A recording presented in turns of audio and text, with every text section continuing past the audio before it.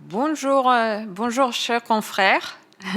Je m'appelle Victoria Boudanova et je suis responsable de Sputnik Afrique, qui fait partie de l'agence Sputnik News, l'agence qui a 33 langues, 33 rédactions actuellement.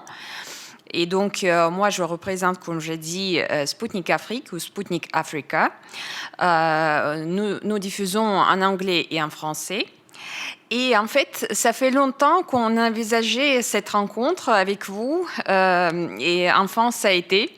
Je suis énormément ravie qu'on a pu organiser finalement cette session. Sans vous, il n'y aurait pas cette conférence, sûrement. Et c'est un vrai plaisir d'y participer et enfin avoir cette occasion d'échanger avec vous, les confrères maliens. Et aujourd'hui, donc, nous parlerons les modernes tendances dans notre métier journalistique, ainsi que les défis principaux auxquels nous sommes tous confrontés actuellement, nous les journalistes. Et je salue ici aussi M. Boubou Doucouré, directeur de Yellen Communication et l'agence Presse Malebouk, expert en communication. Et j'ai l'honneur de donner la parole à M. Doucouré maintenant, si vous voulez. Okay. Donc, merci beaucoup, Madame Boudanova. Merci et bienvenue à tous les collègues du Mali et aussi à tous les partenaires russes. Donc, nous aussi, c'est avec beaucoup de plaisir que nous accueillons ce webinaire. Déjà, pour plusieurs raisons. Une des principales raisons, c'est que déjà, ça va nous aider à renforcer les acteurs locaux, les acteurs maliens qui particulier les outils pour affronter l'écosystème numérique mondial. Mais deuxièmement aussi, pour le cas particulier du Mali, concernant la thématique des fausses nouvelles, qui nous intéresse beaucoup. Parce qu'aujourd'hui, le Mali est en train de traverser une crise multidimensionnelle où la communication prend une place très importante. Et la communication, quand on parle de communication, on parle aussi de désinformation. Donc, c'était important pour nous, non seulement de nous associer à ça, mais aussi, d'un point de vue coopération, c'est toujours bien de travailler avec des amis aussi coopérants que les Russes, parce qu'aujourd'hui, la Russie est un partenaire privilégié du Mali. Donc, d'un autre côté, c'est aussi une action citoyenne, d'entreprise citoyenne que nous essayons de faire et de partager avec le maximum d'acteurs médias disponibles. Voilà, je pense que nous avons plusieurs médias avec nous. Nous avons la chance, le privilège aussi d'avoir avec nous les représentants de la haute autorité de la communication et de l'organe régulateur même de la communication au Mali, qui aussi prendra certainement la parole. Nous avons aussi un représentant de la Maison de la Presse, qui est une des plus grandes fêtières de la presse malienne. Nous avons des associations spécialisées dans la presse en ligne, des blogueurs. Donc, nous avons essayé de rassembler un peu tout l'écosystème pour pouvoir, en tout cas, partager au mieux cette expérience avec vous. Donc, merci à vous. Merci aux autres participants. Bienvenue et bonne séance à tous. Voilà. Merci beaucoup, Monsieur Doucouré. De mon côté, je peux affirmer aussi que nous sommes très ravis de coopérer avec la partie malienne. Nous avons déjà des partenaires maliens, comme par exemple la radio Maliba FM. On diffuse nos programmes radio sur leurs ondes. Et donc, nous espérons élargir cette coopération avec les agences de presse et les radios maliens dans le futur. Mais avant de commencer ma présentation, donc j'aimerais aussi dire que vous pouvez tous écrire vos questions à Anastasia au cours de cette conférence et après je vais essayer d'y répondre. Donc n'hésitez pas. Можно включить презентацию, пожалуйста? Oui, donc d'abord, j'aimerais aussi attirer votre attention au QR code que vous pouvez voir ici à droite. À l'aide de votre smartphone, vous pouvez l'ouvrir et ça donne l'accès aux ressources de Sputnik Afrique en français et en anglais. Et vous pouvez les consulter à tout moment. Et si vous avez des questions là-dessus aussi, n'hésitez pas et écrivez-les à Anastasia. Alors, les tendances modernes et les défis du journalisme. Bien évidemment, c'est la numérisation imminente de l'espace médiatique à laquelle nous sommes tous confrontés actuellement. Pour avoir plus de visibilité, les médias actuellement sont forcés d'être largement présents sur les plateformes numériques, réseaux sociaux. L'utilisation de l'intelligence artificielle, y compris pour animer des podcasts vidéo, aussi bien que radio, pour contribuer aux posts sur les réseaux sociaux, est de plus en plus répandue. Et la digitalisation et la numérisation contribuent, entre autres, à la plus large liberté de parole, bien qu'il y ait des tentatives de la part des géants numériques, notamment américains, de la réduire en sanctionnant notamment les médias comme la nôtre pour faire taire les voix alternatives à la pensée unique. Mais le monde tend à la multipolarité, et ce qui fait multiplier aussi des voix. Et je vais revenir sur le sujet de la numérisation un peu plus tard, avec la présentation de notre média et de ce que nous faisons. Je vais continuer là avec les défis. C'est avant tout le problème des fake news contre lesquels il faudrait bien évidemment lutter et lutter le mieux ensemble. Et en fait, les fake news, c'est ce que la numérisation surtout rend omniprésent actuellement. C'est pour ça qu'il faut aussi faire attention à ce problème. C'est également la censure occidentale contre médias et points de vue qui ne satisfont pas les élites occidentaux, se considérant comme dominants et exerçant une pression colossale sur les médias pour faire survivre le modèle unipolaire. Mais, comme j'ai dit, le monde devient de plus en plus multipolaire et on a plus de voix dans ce monde multipolaire. Je vais rebondir en fait sur le dernier point que j'ai mentionné, d'abord parce que les médias russes, dont Sputnik, ont fait les frais de cette attitude monopoliste occidentale vis-à-vis de l'espace médiatique, qui ne devrait pas, dans l'idéal, être monopolisé, comme vous savez. Ainsi, nous, Sputnik et Arte, la chaîne Arte, ont été bannis en Union européenne, qui fait tout pour entraver l'accès à nos ressources. Plusieurs professionnels et syndicats de journalistes en Europe même critiqué cette décision de Bruxelles de nous interdire parce qu'elle viole, selon eux, les valeurs démocratiques surtout. Et il s'agit là d'un précédent hors la loi, ne s'appuyant sur aucune base juridique, ce qui a été aussi remarqué par les professionnels du journalisme. Et je vais citer un récent article du journal espagnol El Correo, l'un des plus lus en Espagne et au Pays Basque. Il est affirmé que la Russie, par le biais de ses médias, comme Sputnik, a pu casser le monopole occidental sur l'information. Et on peut en déduire que peut-être c'est pour ça que l'Occident essaie de nous faire taire, mais nous résistons. Et ce, alors que dans l'éthique journalistique, il est prescrit d'équilibrer les informations, de donner tous les points de vue pour que le lecteur, auditeur ou spectateur puisse se faire une idée lui-même de ce qui se passe dans le monde, dans son pays, etc. Et ce n'est pas le cas, malheureusement, en Europe actuellement, mais cela ne veut pas dire qu'en dehors de l'Union européenne, ce principe démocratique de base doit être revu aussi. Et là, une coopération étroite entre nos médias peut permettre de donner l'accès aux informations qui sont omises par les médias dominants pour une telle ou telle raison. Surtout que maintenant, comme j'ai dit, l'unipolarité cède la place au monde multipolaire où les acteurs devraient traiter d'égal à égal.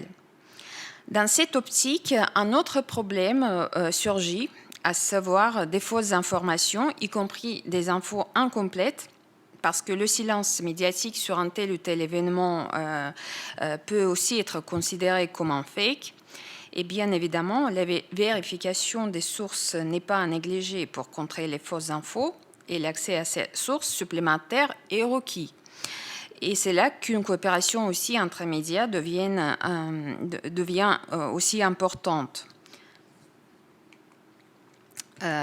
Ici, vous voyez donc nos principes que nous essayons de respecter dans notre travail.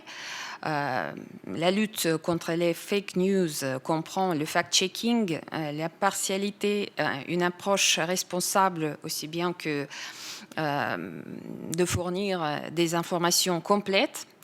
Nous essayons de suivre tout ça dans notre travail.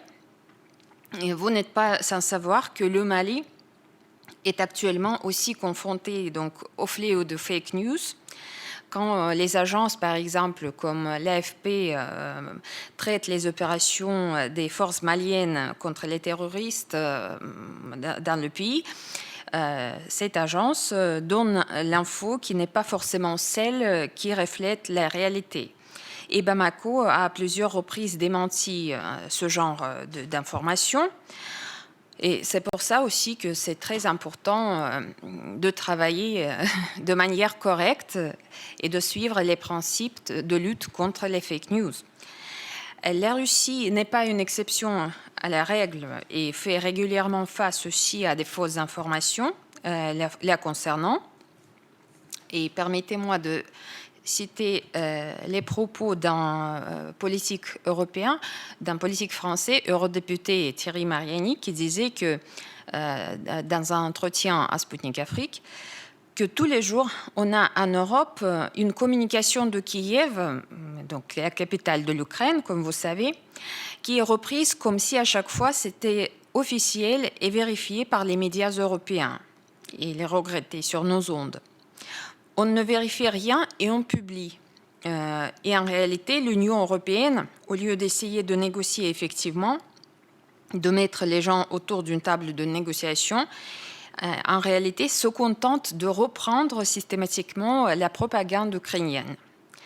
Et c'est un constat, en fait, que font plusieurs experts suivant de près le conflit ukrainien.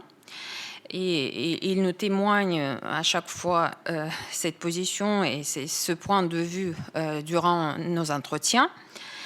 Le vide, en fait, créé par l'interdiction des médias russes en Europe fait que toute info à laquelle il est permis d'avoir accès en Union européenne ne peut pas être vérifiée à 100% et traitée de façon objective, faute de sources alternatives viables. L'effet est que la partialité des médias est capable aussi de déclencher des conflits et d'envenimer des guerres. Le conflit en Ukraine a mis en lumière cette absence de déontologie chez la plupart des journalistes occidentaux qui, dès le début de l'opération russe en Ukraine, l'opération spéciale russe en Ukraine, se sont livrés à des pratiques peu journalistique, on peut dire, sans vérifier des informations susceptibles d'influencer le cours du conflit. Et un exemple éloquent là-dessus est un incident avec un missile ukrainien tombé en Pologne mi-novembre 2022. Alors que les faits se sont produits, il n'y avait pas de clarté, mais l'agence Associated Press s'est précipitée à publier un article portant la responsabilité de l'incident aux forces russes. L'information provenait d'une seule source anonyme et disait que, comme vous pouvez voir ici sur l'image en anglais, un haut responsable du renseignement américain affirme que des missiles russes sont entrés dans l'espace d'un pays membre de l'OTAN, la Pologne, tuant 2 personnes. C'est ce qu'écrivait l'Associated Press. Un tox qui a vite trouvé un écho auprès de plusieurs personnalités politiques et médias en Occident. Ils ont commencé à demander à l'OTAN d'invoquer l'article 5 de l'organisation pour déterminer une réponse collective à une prétendue agression contre un État membre de l'Alliance qui est la Pologne. On est au bord du gouffre, donc, mais cette affaire a suscité également de nombreuses réactions de ceux qui appelaient à la prudence, heureusement, à la prudence dans les jugements et mettaient en garde contre un conflit nucléaire. Parmi eux, il était Elon Musk, patron de Twitter et de Tesla, qui s'est exprimé sur son Twitter. Actuellement, c'est le réseau social X, comme vous savez. Et il disait que Associated Press, avec son information complètement fictive sur les missiles russes frappant la Pologne, qui a pu avoir de graves conséquences sur l'escalade de la guerre, ainsi il a appelé donc à la prudence et a dit que ça peut entraîner vraiment des conséquences catastrophiques en fait pour le monde entier. L'auteur du fake news était par la suite licencié de l'agence AP. Les autorités américaines, dans cet épisode, ont fait preuve de retenue et une enquête a été menée pour établir les causes et les circonstances de l'incident. Il a été conclu donc que c'était bien un missile ukrainien qui était tombé en Pologne et tout récemment, ça a été confirmé aussi par le procureur général de la Pologne qui a affirmé que le missile tombé en novembre 2022 sur le territoire polonais était bien un missile ukrainien. L'abondance donc des intox créés du côté ukrainien et relayée par la presse mainstream occidentale a fait l'objet de critiques en Occident même. Des hommes politiques donc d'opposition en France l'ont notamment fait remarquer. Par exemple, député européen Nicolas Dupont-Aignan qui disait que l'Europe est en train de s'enliser dans le conflit ukrainien, ce que cherchait bien Kiev. Et si on revient à cet incident de missile tombé en Pologne, les explications et les démentis de la Russie ont tardé à apparaître dans les médias mainstream. La position russe était relayée par contre dans les médias alternatifs comme le nôtre ou comme par exemple des médias maliens. Mais d'où l'importance en fait de donner des informations complètes pour que le monde voit les choses comme elles sont. Et je vais poursuivre avec quelques descriptions de fake news qu'on a pu constater récemment. Une récente aussi fausse information quant aux actions russes en Ukraine, qui ne s'appuie en fait sur aucune preuve tangible, comme d'habitude, était une soi-disant rééducation forcée des enfants ukrainiens, comme l'annonçaient des médias mainstream. Les informations sur le sort des enfants ukrainiens qui circulaient dans les médias occidentaux sont fondées sur un rapport publié par un groupe de chercheurs de l'université de Yale, américain, dans le cadre d'un programme financé par le département d'État américain. Et ce programme a un objectif clairement affiché, tenir la Russie pour responsable des crimes que la Maison-Blanche lui attribue. L'étude fait référence à la pratique présumée d'enlèvement d'enfants ukrainiens sous prétexte de les évacuer vers la Russie et au fait que ces mineurs sont ensuite rééduqués dans certains camps. L'accent est mis sur le mot « camp » pour évoquer des associations avec les camps de concentration nazis, mais il est peu fait mention du fait qu'il s'agit en fait de camps de vacances d'été où les enfants sont placés dans de bonnes conditions de confort. Moi-même, j'ai passé mon enfance dans des camps pareils, camps d'enfance, au bord de la mer, et c'était un plaisir de m'y retrouver. L'étude elle-même précise que ces conclusions sont fondées sur les messages publiés sur les médias sociaux et les déclarations de Kiev. Dans le même temps, de nombreuses publications mentionnées sur Internet ne contenaient aucune accusation contre la Russie, mais étaient simplement interprétées de la manière appropriée par les auteurs de l'étude, soi-disant étude. Par exemple, aussi, des vidéos montrant des enfants joyeux accueillis dans les camps ont également été considérées comme des preuves des enlèvements mentionnés, car il semblait aux auteurs du rapport qu'il s'agissait d'un spectacle bien mis en scène. C'est ce qui a été déclaré notamment par la directrice opérationnelle du Yale Lab. Les chercheurs ont également utilisé des images satellites montrant les camps d'été et la présence de personnes sur place. Et c'est un mystère toutefois que de savoir comment les auteurs du rapport ont pu dire, à partir de ces images, que des enfants y étaient rééduqués ou enfermés de force. On se retrouve donc face à une recette classique de fake news par les médias occidentaux. Un manque de preuves, des accusations basées sur les opinions des personnes concernées et une forte emphase sur la partie émotionnelle, qui est l'un des éléments clés indiquant une tentative de manipulation. Il y a aussi une affaire qui a été très largement relayée, surtout en Occident et dans les médias mainstream. C'est le soi-disant massacre de Boutcha. La ville de Boutcha, dans la région de Kiev, a été le théâtre de l'un des plus retentissants simulacres orchestrés par Kiev pour discréditer l'armée russe. Ce qui s'y était passé ensuite était présenté dans les médias occidentaux comme le massacre de Boutcha. L'Ukraine a accusé les troupes russes d'avoir massacré et soumis à des représailles des civils dans la ville, laissant prétendument des montagnes de cadavres dans les rues après leur départ.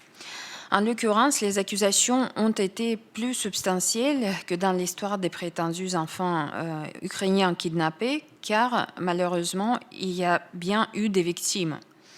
En affirmant qu'il s'agit d'une autre histoire fausse, nous ne voulons pas dire que les cadavres représentés sur les photos et les vidéos sont faux. Ils sont bien réels, hélas, mais il y a des nuances. Et on va en parler. Le massacre de Boutcha est rendu une farce par les événements qui ont précédé son dévoilement et qui ont été presque complètement ignorés par les médias occidentaux. Après le départ des militaires russes de Boutcha, geste de bonne volonté de Moscou montrant sa volonté de parvenir à un accord de paix avec l'Ukraine, le maire de Boutcha a publié une vidéo qu'il avait filmée dans la ville. Le maire y parle d'une voix joyeuse, se réjouissant du retrait des troupes russes, mais ne mentionne pas les prétendues atrocités. Il n'y a pas donc de corps de mort dans sa vidéo faite dans les rues. Et en fait, le maire de Boutcha n'est pas le seul à avoir publié sa vidéo sur les réseaux sociaux à l'époque. Un député local a fait de même, et comme on peut s'y attendre, ces images ne montraient aucun corps mort non plus. Pour un contexte plus complet, il convient de noter que Boutcha, bien que considérée comme une ville, n'est pas une très grande agglomération. Et il est inconcevable qu'un maire ait pu l'inspecter et ne voir aucun des corps des morts, qui devaient apparaître plus tard à la une des médias occidentaux. Après les événements décrits ci-dessus, Boutcha a été soumise à des bombardements massifs et aveugles de l'artillerie ukrainienne pendant 2 ou 3 jours. Selon les correspondants militaires travaillant dans la zone, les militaires ukrainiens n'ont tout simplement pas remarqué le retrait des troupes russes et ont continué à bombarder la ville. Les forces spéciales ukrainiennes ont ensuite été introduites à Boutcha dans le but déclaré de nettoyer la ville des collaborateurs pro-russes, comme l'ont largement rapporté les médias ukrainiens eux-mêmes. Et ce n'est que 3 ou 4 jours après le retrait des troupes russes que les autorités ukrainiennes ont réuni les journalistes étrangers et leur ont montré leur mise en scène. Cependant, de nombreux faits et événements indiquent que les civils de Boutcha ont été tués par l'armée ukrainienne elle-même, soit accidentellement, soit délibérément, en tant que collaborateurs pro-russes. En outre, même plusieurs mois après le massacre de Boutcha, les autorités ukrainiennes n'ont pas fourni de rapports médico-légaux détaillés et vérifiés révélant les dates et les causes de la mort des civils. Néanmoins, de telles informations sont apparues dans le journal britannique The Guardian. Dans l'un de ces articles, il était affirmé que des dizaines de civils étaient morts des suites des blessures causées par des fléchettes. Il s'agit de petites fléchettes métalliques que l'on trouve en grande quantité dans certains types d'obus d'artillerie, comme on pouvait s'y entendre. Les médias britanniques n'ont pas attendu longtemps avant d'accuser les troupes russes d'être responsables du bombardement en question. Néanmoins, l'expérience historique peut encore venir à la rescousse, parce que le fait est que ce type particulier d'obus est utilisé par les forces ukrainiennes contre la population du Donbass depuis plusieurs années, ce qui suggère que le bombardement de Boutcha avec ce type de munitions n'aurait pas été inhabituel pour elle. En outre, cela correspond au rapport des correspondants de guerre selon lesquels la partie ukrainienne a bombardé la ville après le retrait des troupes russes. Comme nous pouvons donc le constater, toutes les affirmations de Kiev concernant Boutcha s'effondrent face aux faits, aux preuves. Et c'est peut-être pour cela que les conséquences de ce crime de guerre commis par l'armée ukrainienne ont progressivement cessé d'être couvertes par les médias occidentaux. Et encore un exemple que je voudrais citer là-dessus, donc un exemple de fake news concernant la Russie et l'opération spéciale en Ukraine, c'est le bombardement de la centrale nucléaire de Zaporozhye. Depuis que les troupes russes ont pris le contrôle des installations de la plus grande centrale nucléaire de l'Europe, les rumeurs de leur bombardement prétendument effectué par la Russie n'ont cessé d'apparaître dans les médias occidentaux. Pendant des mois, l'armée ukrainienne a bombardé les installations de la centrale, y compris les dépôts de combustible nucléaire usés, mais ce fait n'a jamais été mentionné dans les médias occidentaux. Au mieux, ils se sont fait l'écho de la rhétorique de Kiev que l'armée russe se bombarde dans une centrale nucléaire sur un territoire qu'elle contrôle. Et en fait, il s'agit d'une distorsion du bon sens et de la logique que les médias occidentaux utilisent pour tout ce qui concerne la Russie. Selon leur version, Moscou aurait fait sauter ses propres gazoducs Nord Stream, les habitants du Donbass se seraient bombardés pendant des années, etc. Donc, vous voyez des exemples de fausses informations qui sont répandues dans les médias mondiaux. Et à chaque fois, il faut bien vérifier ces informations et voir les arguments de l'autre côté pour avoir aussi une image complète de ce qui se passe. Donc, faire face à des fausses informations est un réel défi qu'il est plus facile de relever ensemble. C'est ce que nous faisons avec nos partenaires médias africains en échangeant les infos et les programmes. Et le partenariat de ce genre pourrait permettre en fait de lutter contre le manque d'informations fiables. C'est ce que nous avons déjà remarqué pendant notre travail avec les partenaires. Et pour revenir à l'aspect digital, qui est aussi au cœur de collaboration avec nos confrères, comme le monde devient de plus en plus numérisé, j'aimerais vous donner un bref aperçu de ce que fait la filière Sputnik Afrique. Je vous invite à regarder notre petite vidéo pour en avoir une idée. А можете, пожалуйста, поставить ролик?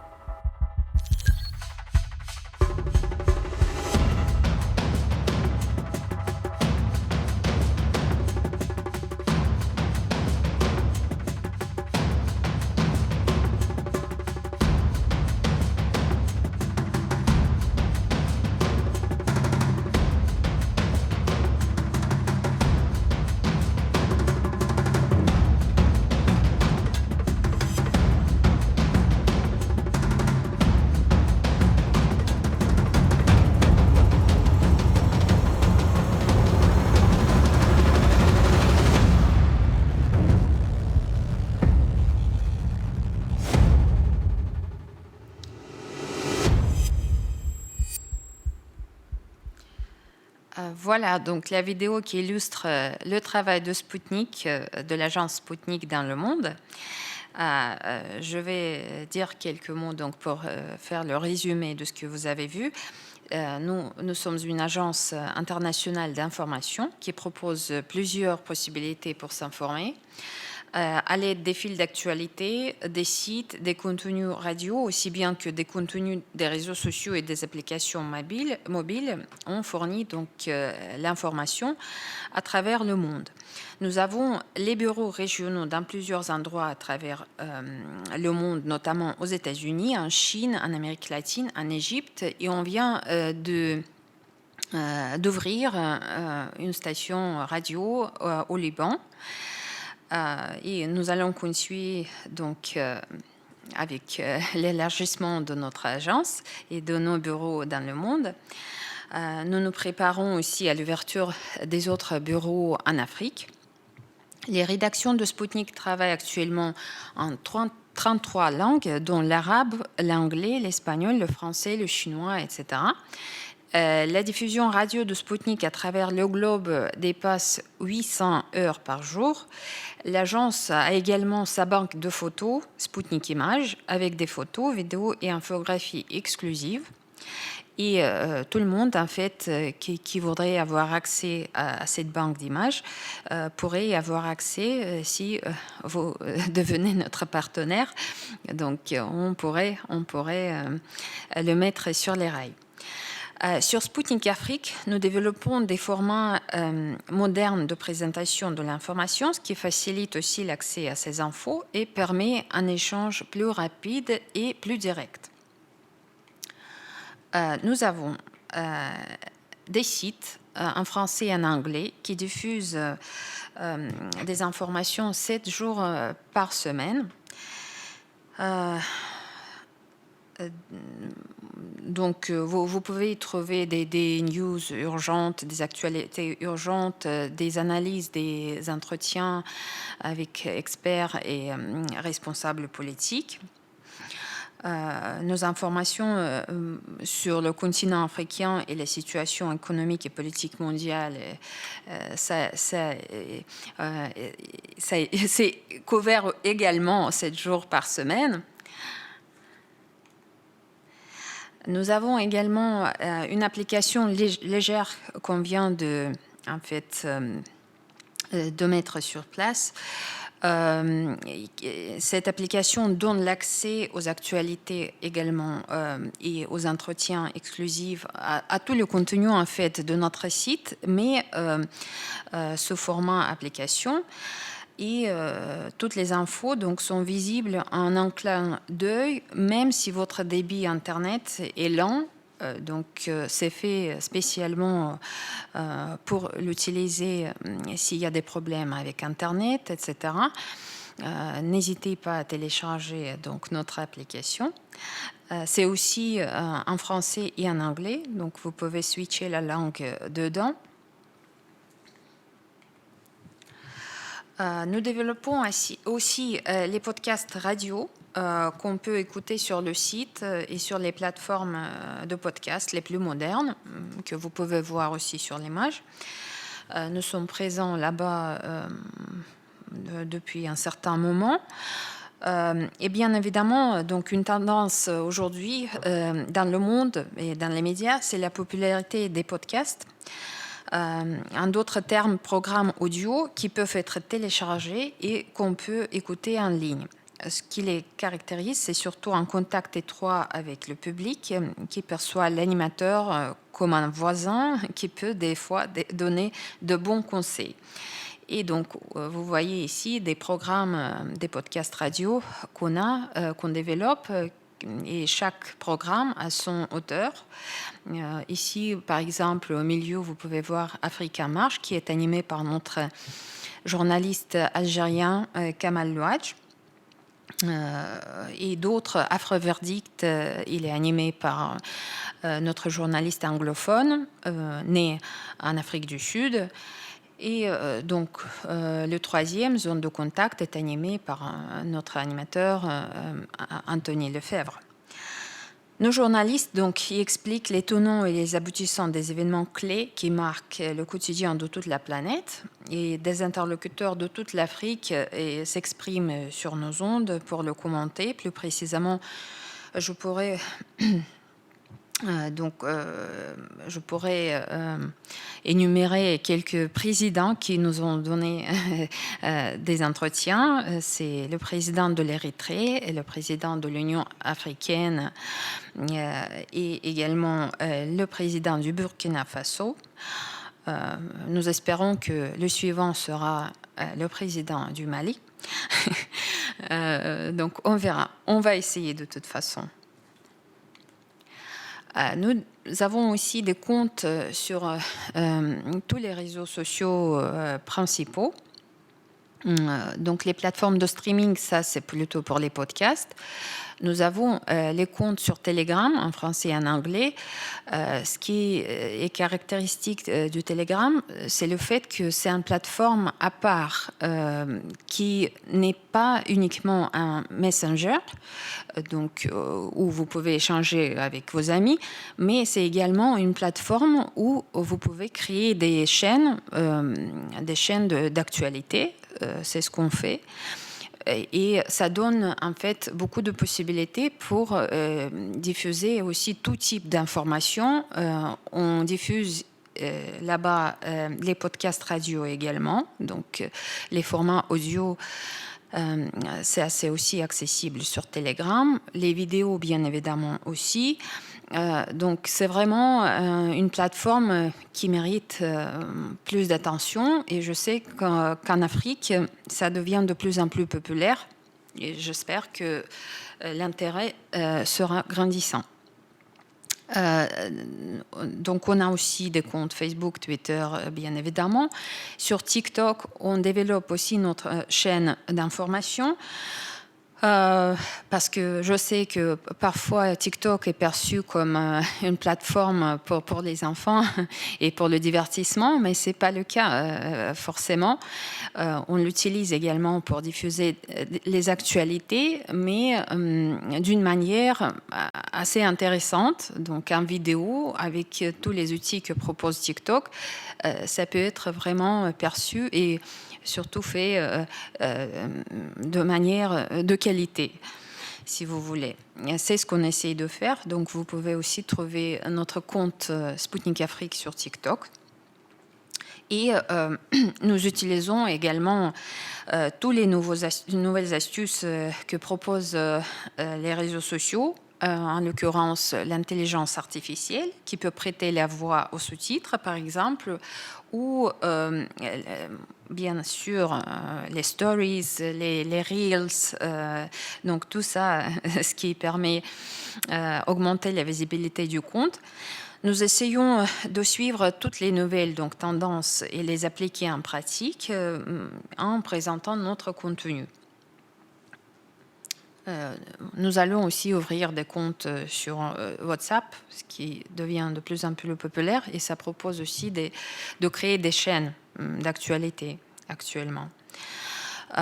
Ici, vous voyez sur l'image le système de fil d'actu qu'on a au sein de notre agence.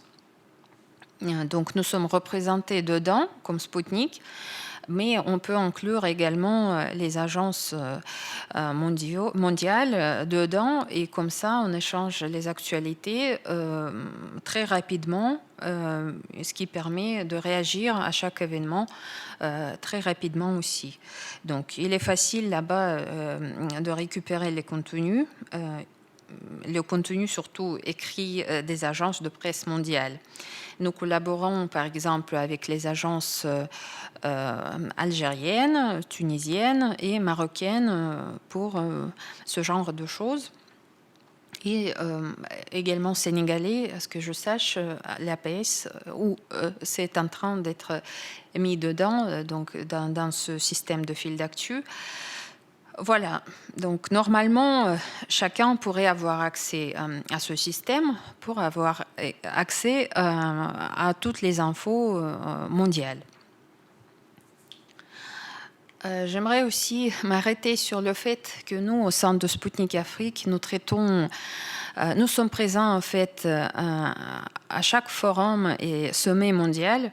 Par exemple, on a été largement présent au sommet Russie-Afrique, qui s'est tenu, deuxième forum sommet Russie-Afrique, qui s'est tenu cette fois cet été à Saint-Pétersbourg.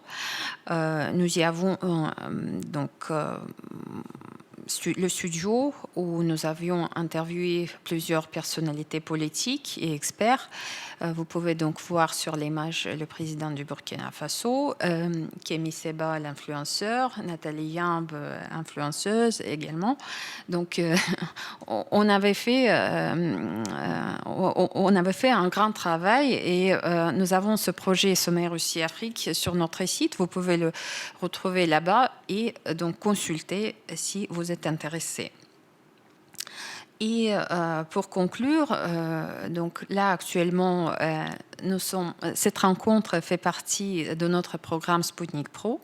C'est un programme d'entraînement journalistique destiné aux journalistes, d'étudiants et services de presse.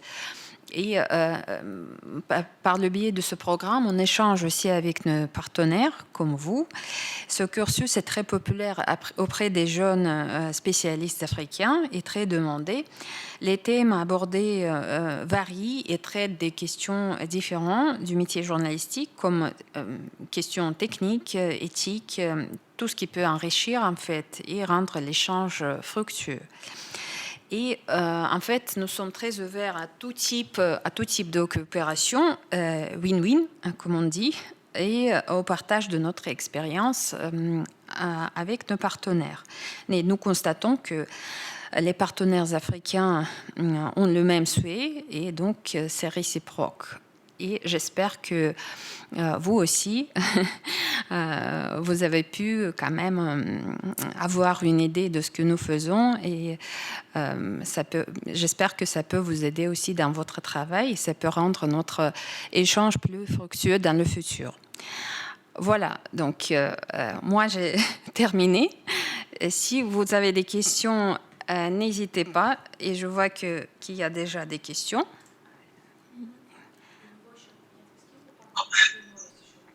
Merci beaucoup, c'est parfait. Pardon? Donc, déjà, avant que je vienne rebondir un peu, ah bon, vous pouvez continuer.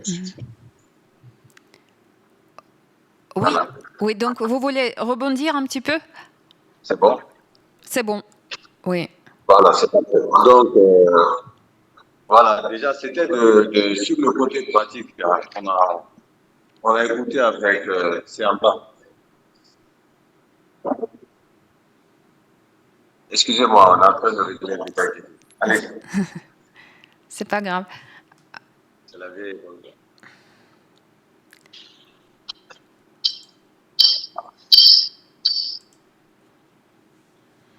Voilà, c'est bon. C'est mieux maintenant. Ça va, vous m'entendez? Oui, moi je vous entends. Vous m'entendez? Oui, ça va, ça va. Ok, c'est parfait. Ok. En fait, on a écouté avec beaucoup d'attention. Peut-être juste sur quoi il faudrait légèrement consolider. Malibu travaille déjà avec Sputnik, on voit un peu comment ça se passe. Mais c'est de nous expliquer, c'est de nous donner déjà, c'est-à-dire les outils dont vous disposez, comment est-ce que ces outils sont mis en œuvre pour pouvoir lutter contre les fausses informations. Surtout ça, c'est d'arriver à partager des expériences pratiques. Et aussi, vous avez parlé de pas mal d'outils déjà disponibles auprès de vous, auprès de votre site, auprès de votre partenaire, mais voir comment est-ce que nous pouvons capitaliser et tout ça d'un point de vue pratique. Moi, c'est surtout cela que je voulais voir. Et si aussi, vous avez des outils pertinents qui permettraient à nos différents acteurs de pouvoir tout de suite vérifier la véracité d'une information. Que ce soit dans votre réseau interne, s'il y a d'autres réseaux ou d'autres dispositifs qui pourraient leur permettre de pouvoir vérifier rapidement la véracité de telle ou telle information. Merci. D'accord. Donc, si j'ai bien compris, votre question porte sur les moyens qu'on utilise pour vérifier les informations, c'est bien ça? En fait, c'est le travail qui est propre à chacun de nos journalistes. Il le fait tous les jours. Et donc, il n'y a pas de service spécial consacré au fact-checking parce que chaque journaliste chez nous fait ce travail. Donc, quand il écrit, par exemple, un article, il consulte plusieurs sources pour rendre l'article correct et pour mettre dedans les arguments nécessaires et fiables. Donc, si par exemple nous donnons aussi accès à nos lecteurs aux vidéos faites sur place, par exemple par les correspondants de guerre en ce qui concerne le conflit ukrainien. Et nos partenaires et tout le monde en fait peut utiliser ces vidéos pour illustrer la situation, parce que c'est souvent très très éloquent, si vous voulez. Nous utilisons aussi, nous profitons aussi de l'expérience de plusieurs experts qu'on interviewe, les experts qui sont spécialistes sur un tel ou tel sujet et correspondants aussi sur place, donc ce qui rend notre travail, j'espère, de qualité. En ce qui concerne la coopération là-dessus, je pense, il me semble que c'est assez simple. Donc, on n'interdit pas d'utiliser tout ce que nous faisons pour nos partenaires. Et en fait, nous le faisons avec plaisir. Donc, nous partageons ce que nous faisons avec nos partenaires et nous le faisons avec plaisir. Si vous voulez, donc n'hésitez pas, vous pouvez profiter aussi de notre contenu et on pouvait en discuter.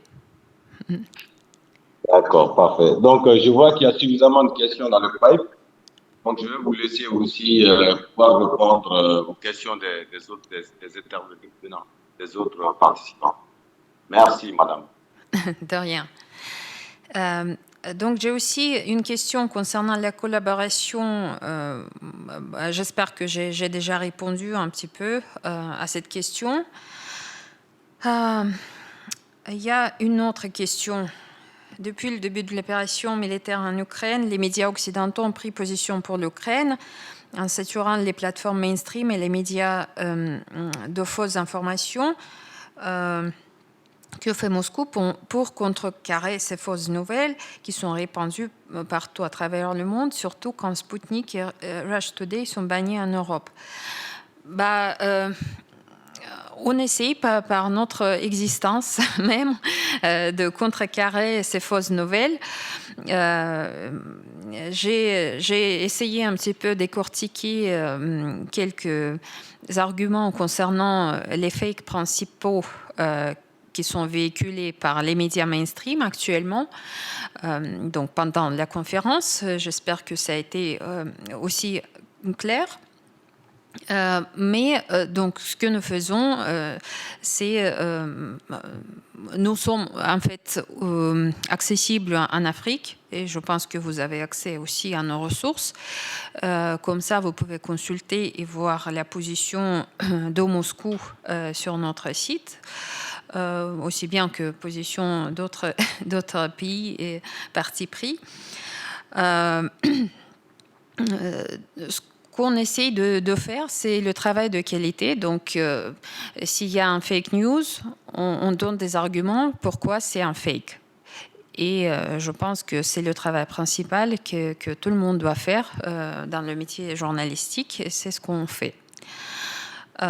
Et surtout qu'il y a beaucoup d'arguments visuels, audibles, etc., qu'on essaie de fournir. Et tout ça, c'est accessible sur nos plateformes, sur nos ressources. Donc, vous pouvez aussi avoir accès à tout cela.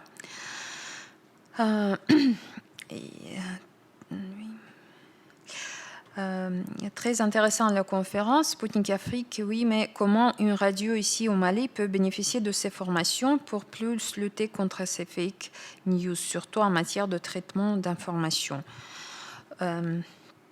Une radio au Mali, comme j'ai déjà aussi au début de notre conférence fait remarquer que nos programmes sont diffusés également au Mali. Actuellement, c'est sur Maliba FM. Mais on espère élargir notre travail au Mali également. Donc, j'espère que par ce travail, nous pourrons un petit peu déjà donner l'accès aux Maliens à l'information qu'on vérifie. Et pour les conférences de tel type, on est ouvert. Sputnik Pro est assez demandé, comme j'ai dit, et donc on travaille régulièrement avec nos partenaires, mais on a des conférences pareilles pour beaucoup de médias. Et ça porte surtout aspect technique également. C'est très très populaire auprès des agences africaines. Donc, n'hésitez pas à poser des questions à Anastasia également sur Sputnik Pro parce qu'elle est spécialiste là-dessus. Voilà. Comment identifier une fausse information et qu'est-ce qu'un journaliste est censé faire face à cette situation? Quel doit être son rôle? C'est vrai que c'est souvent assez difficile d'identifier une fausse information, surtout parce que les médias qui essayent de prouver qu'ils sont professionnels véhiculent souvent ce genre d'informations. Et moi, j'appellerais plutôt à consulter des sources, plusieurs sources, quand vous voyez certaines informations et vous voyez que c'est assez... donc, qu'il peut y avoir quand même des nuances sur un tel ou tel sujet. Il faut vérifier cette information dans plusieurs sources. Par exemple, si ça concerne la Russie, il vaut mieux aller sur des sources russes, pas forcément russophones, mais russes, qui peuvent donner quand même quelques explications plus détaillées sur ce qui se passe. Et comme ça, vous élargissez vos connaissances du dossier et vous pouvez déjà vous former une image plus complète de la situation. Nous, par exemple, nous diffusons en français et en anglais, mais on a aussi Sputnik arabe, par exemple, on a 33 langues, donc chaque rédaction et chaque site peut être consulté et vous trouverez des explications en plusieurs langues qui concernent, par exemple, les dossiers russes, ukrainiens, etc. Donc, consulter plusieurs sources pour avoir une idée plus complète, ça, c'est nécessaire dans un premier temps.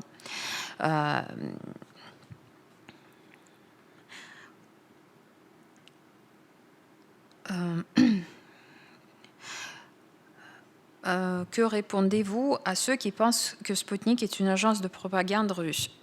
Je dirais que nous, en fait, nous sommes une agence d'État et c'est pas caché, cette information n'est pas cachée, tout le monde le sait. Comme les médias, je sais pas, la BBC, CNN, Le Monde, etc., on sait bien que ces médias-là sont financés par un tel ou tel État ou un tel ou tel acteur qui est proche d'État ou proche d'un tel ou tel milieu qui a ses intérêts. Donc, ça veut dire que les médias qui se positionnent comme des médias fiables, plusieurs médias mainstream français, par exemple, il faut voir toujours qui les finance. Et dans ce cas, vous verrez qui a l'intérêt de diffuser une telle ou telle information. Donc, j'espère que j'ai un petit peu répondu à votre question.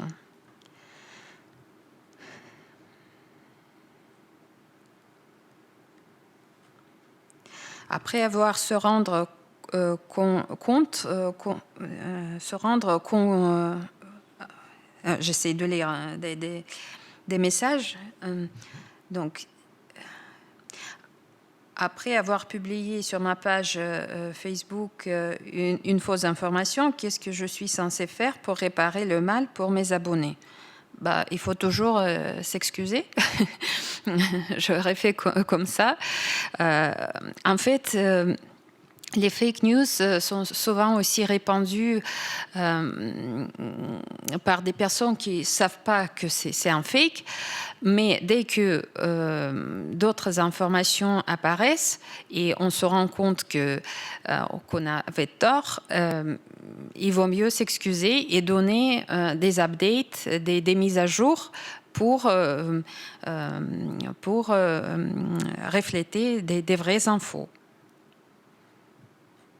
Et c'est ce que font aussi les médias, parce que parfois on ne sait pas ce qui se passe, on reprend quelques informations, même des sources fiables, et il s'avère qu'après qu'il y a des nuances et les détails qu'on a négligés, et dans ce cas, on fait des mises à jour, et comme ça, l'information devient démentie ou donc plus détaillée.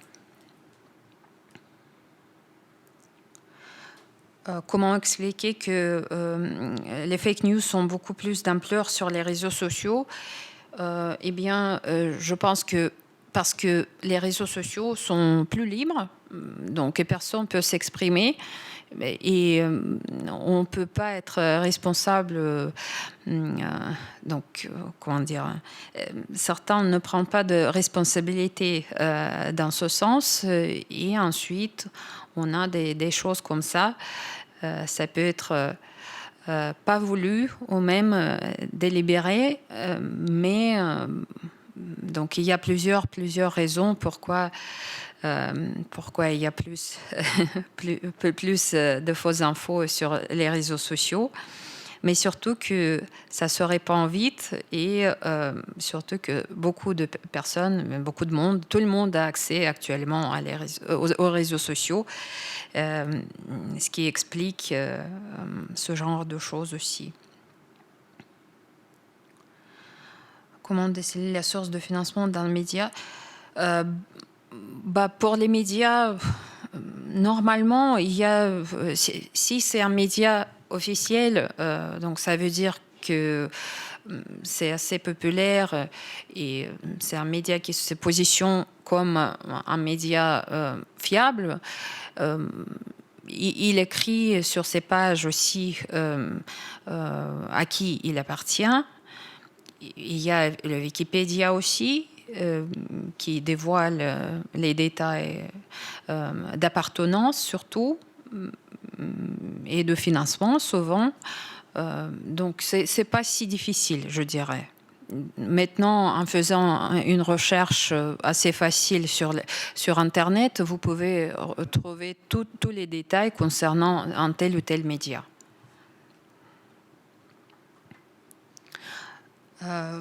Pour le moment, je pense que c'est tout. S'il y a d'autres questions...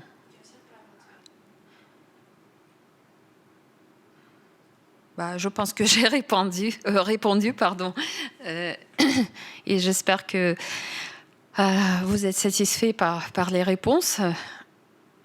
Sinon, je vais attendre un tout petit peu encore, ou c'est bon? Sûr? Oui.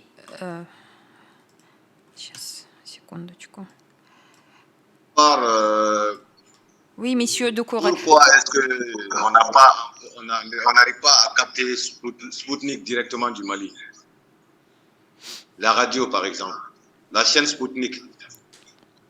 Ce sont sous forme de podcast, podcast radio.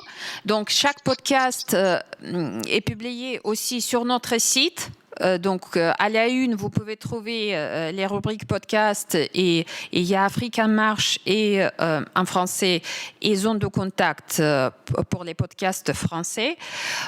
C'est aussi sur les plateformes streaming. Et également, chaque jour, du lundi au vendredi, le soir à 19h, sur Maliba FM, par exemple, à Bamako.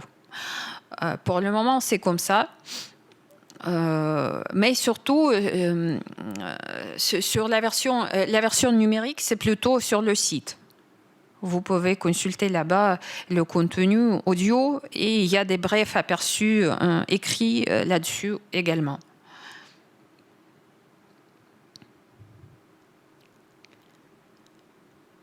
C'est bon? Oui, mais Dieu Doucouré, vous avez quelque chose à dire?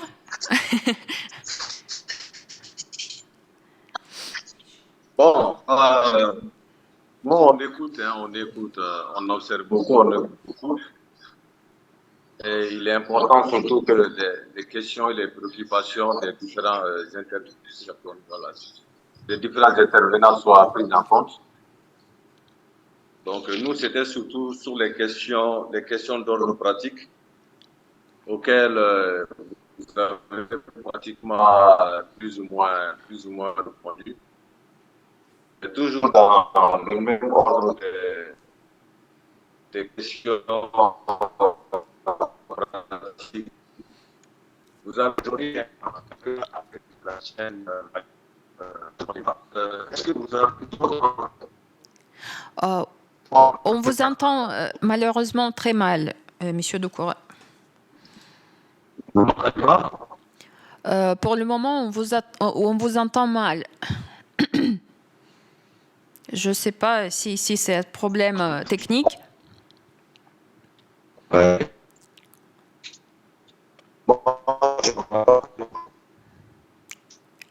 Non, je pense que c'est un problème de connexion.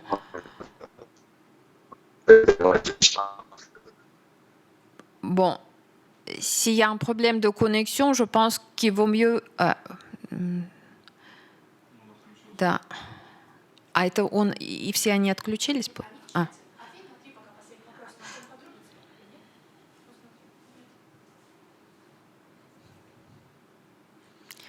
Bon. Je pense en tout cas qu'on a un petit peu fait le tour de toutes les questions et on pourrait en fait continuer cette discussion en collaborant, j'espère. Je ne suis pas sûre que M. Doucouré va nous rejoindre de nouveau. On va attendre. Мы будем ждать, когда он снова подключится. En tout cas, je vous souhaite une très bonne journée et merci d'avoir assisté à cette conférence en espérant de coopérer avec vous et votre agence dans le futur. Merci beaucoup et à très bientôt.